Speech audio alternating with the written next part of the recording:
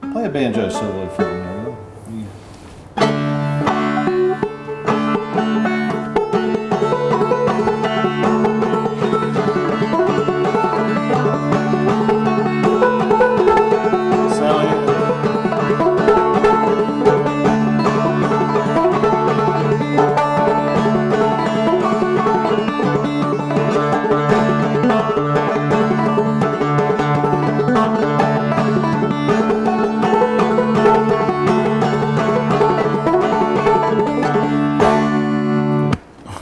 Sally, you know the old time jam when we had it here in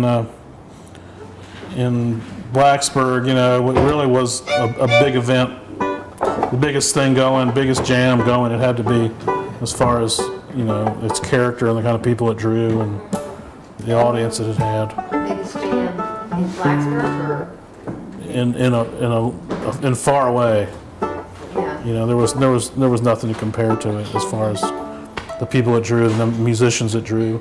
It did, yeah. It was big. And people that were coming from out of town would come in and stop, you know. And I mean, it was just ahead of its time. Yeah, they'd come. And then now there's lots of good jams in lots of places. everywhere, yeah.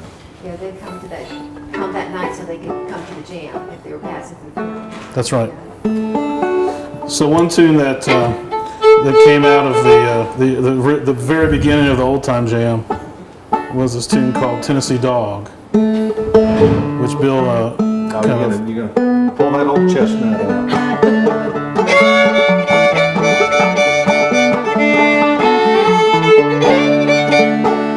Anybody here wanna buy a little dog? Come right here, I'll sell you.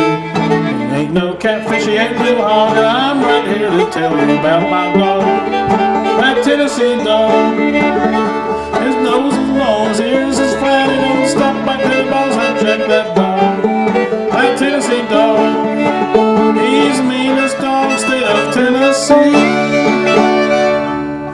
So I have a photo of these girls at the old time jam at Roney's, and this guy Franco, remember Franco? Yeah, Franco. Oh, yeah. And Stephanie, Kimball, and a couple others, and they all had these 4 white T-shirts which had a dog, the Tennessee dog, and they all kind of stood together and made this long Made a dog. dog, you know, skinny dog with a tail and a head, and it said Tennessee dog on it. Let's play that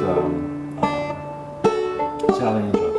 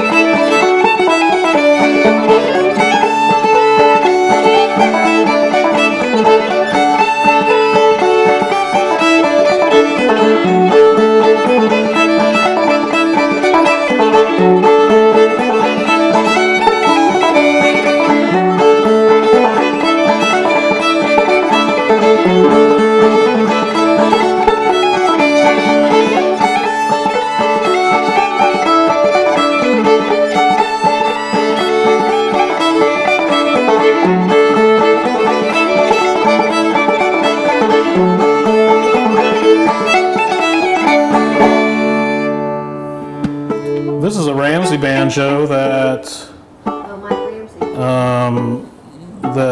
I was playing. Brian Fain, the banjo player from Stewart, was playing in the Jugbusters. This was about 8 years ago, and so he had Mike Ramsey build a banjo to his specs, which is this banjo. And then with this banjo, he won several contests, including Cliff Top. And then about a year later, we had a gig at this place called the Redwood, I believe it was, over in Rocky Mount, Virginia, and we made like $60 each or something. And he asked me if he could pawn this banjo to me for $80. And I thought about it, and I said, sure, I'll help him out, And so I gave him the $80, and he gave me the banjo, and that was the last time he ever played with the Jug Busters. That was his way of saying, I'm done. Never asked for never came back with any money. It's a great banjo. It's a great banjo, yeah. How about your fiddle, Bill? Where's that from? It came out of my closet. Kind of basic lot. He has too many I do. fiddles to know I have the I story. have a magic closet, and the story is that I was playing my fiddle and I needed a new string, and so I went looking for a string, and I went in my closet, and I'd forgotten that I had this fiddle in my closet, and it had brand new strings on it. I said, "What the heck?" But I did. So it came from my closet. I'd really honestly Prior to that? forgot that it was in my closet. Okay. So eBay, I got it back. perhaps? I got it back in the early 2000s. eBay, perhaps. I think that's probably likely.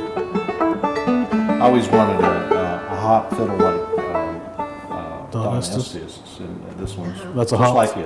Is it? Okay. Well, that's a hop. It's a hop. Yeah. What's that mean, hot fiddle? Hop, Hopf.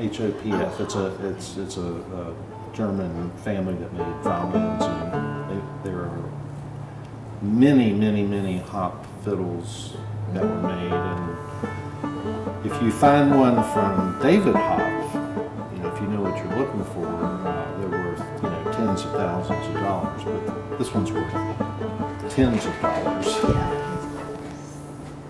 I got to start it in that brother. I'll just place it.